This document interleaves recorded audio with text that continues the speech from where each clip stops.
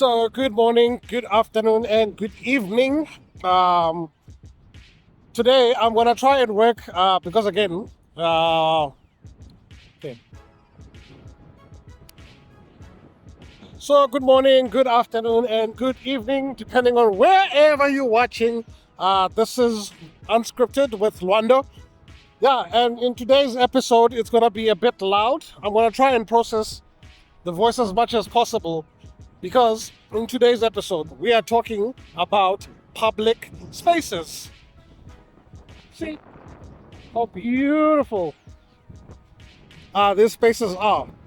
So now what I want to actually talk about here, there's a number of things as to what actually are public spaces, and what are they for, and who actually has access to these public spaces. So one thing actually that you notice that currently now I am at the beach. There's people doing various activities here.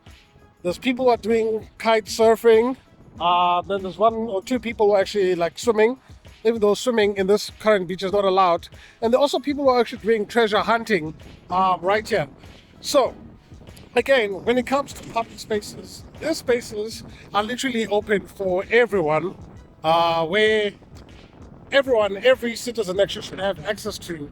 And if you look at actually the history, especially of our country, where I'm recording this, which is in Cape Town, South Africa. Again, sorry for the wind. I'm actually using my phone as a secondary backup because it's quite windy as I'm recording this. So what I want to talk about actually is how these spaces are for everyone, but at times it doesn't feel like they are for everyone, even though actually technically people are paying taxes to make sure that these spaces are available to each and every person. And then you'll find out actually at times there'll be people who would want to claim private spaces as private spaces. And if you actually look at some of like social media blogs, you'll see quite a lot of this thing where people, for example, who live close by to these places, they'll complain at times about people visiting these public spaces. But then also we need to consider that as people who don't live close to some of these spaces, like for example the beach, to make sure that actually we keep them accessible for everyone, and we also respect each and every person who access these spaces. So then you also find where at times, like especially in public parks, where there are people, for example, who are walking their dogs, and at times it can get scary even though it's not supposed to. Like someone will be walking their dog without a leash. And again, going back to South Africa, dogs without a leash, especially German Shepherds, there's a very dark history between that kind of breed of dog and also like South Africa in general. There was actually a very nice skit video that was done. I don't know who the name of the lady is, where she forgot her phone in the park, and then this lady who was was with her German Shepherd was like, "Oh yeah, you forgot your phone," and she's like, "You can keep the phone." Like, we laugh, but actually that's how it actually used to be. It's a woo, this water is cold. Yeah, that's another thing about being in Cape Town, close to the Benguela Current, that it's quite cold, the water here. But yeah, it's good for the feet, to make sure that they are cool enough.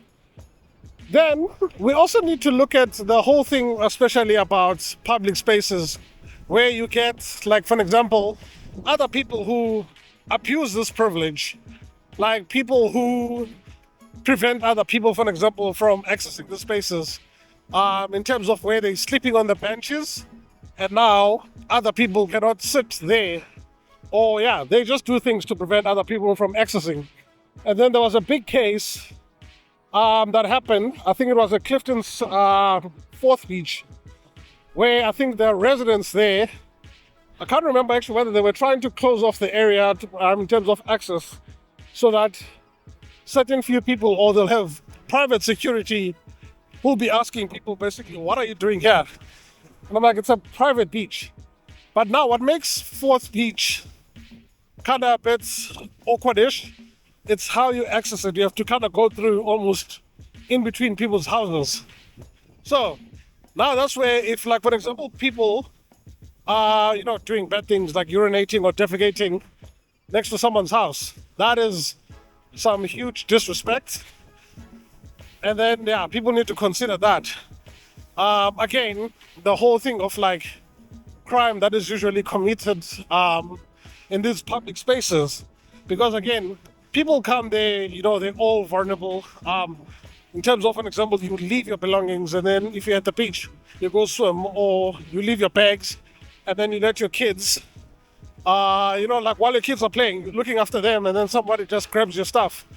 So this is where, again, as a community, we need to make sure that security-wise, we are there to help each other, to actually make sure that all of us do enjoy these spaces to the fullest, as much as possible.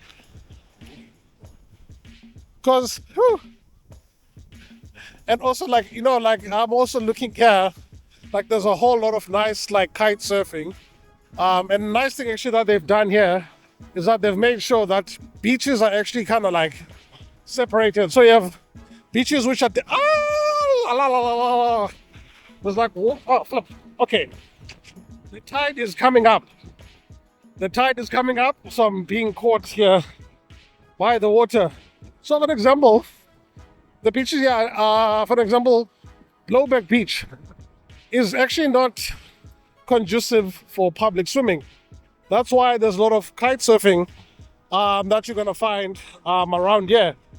Again, because of the topography of the beach itself, that if you try and swim here, it gets deep very quickly. So, which is why then they will make sure that surfing is done at certain places, and then swimming is also done at other places, but not everywhere.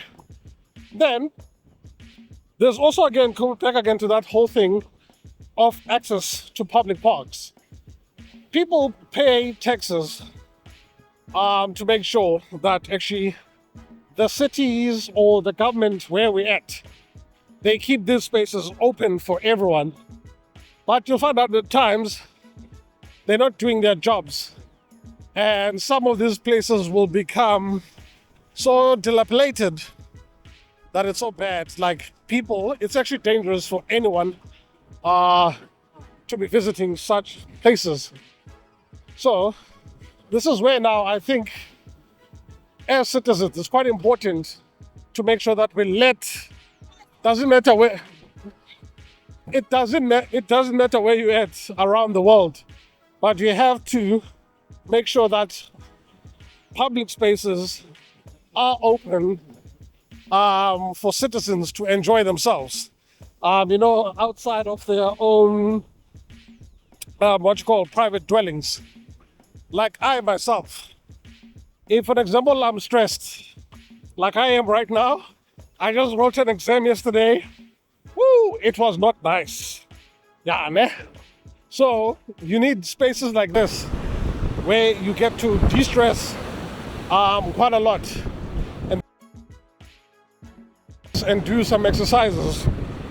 So which is why these spaces are quite important. Then there's another dark side that we don't realize when it comes to public spaces. It's where certain people, like for example, gangs that will take over public spaces, where kids now no longer have places to play because now it's gangs have taken over. And then we wonder why our kids today are always in front of TVs, but they don't go outside anymore, because again these public spaces are no longer conducive and safe. And I remember for me growing up, I'm still growing up, but again growing up, we used to play tag like in public spaces. We'll go climb trees. There'll be public parks which are made for everyone, and it was safe. You knew after school you just leave your stuff and then go play, you come back, they're there. Unfortunately, you can no longer do that today. And it's quite sad because now we think of like, what is the future of these public spaces? A nice thing, you can see actually behind me here in Bloberg, they also do it's called the rehabilitation of the sand dunes. Again, because the wind here is quite bad, so you need the plants to actually kind of keep the dunes together. So it's those kinds of things where now you see what public funds are useful. And also the area is famous for joggers. So if you're jogging or you're doing walks, you can actually do these things right here. Then you also have other scenic places. Places like you're in Sea Point in town. Oh, I think somebody actually just built, I don't know whether it's intentional, but it looks like a Table Mountain. Water just ruined it. But it looked like Table Mountain, which is right there behind me. If you can actually hear me through this whole bloody noise. So, going back again to what I was talking about. Woo! Bleep, bleep, bleep, bleep, bleep, bleep, that. Yeah. Okay. So now, going back to what I was talking about.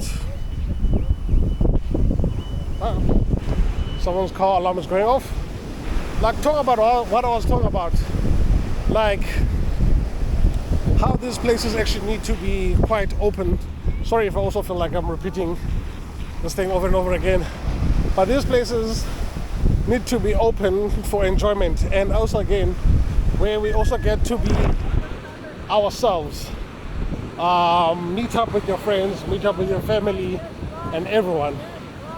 But what I'd like to know actually, where you're at in the world. Okay, someone is being trained on how to do kite surfing. I'd like to get that training. So what I'd like to know, wherever you are in the world where you're watching this, is what is your favorite park or favorite public space that you visit regularly, be it for recreational or just for stress relief or for jogging, for walking, whatever.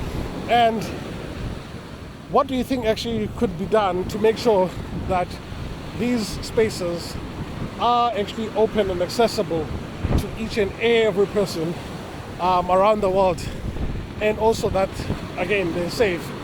But yeah, this has been Unscripted with Lwando, and please make sure that actually you do like and subscribe if you've reached this part of the episode, and I'll definitely see you on the next one after my next exam, which is coming up. Bye bye.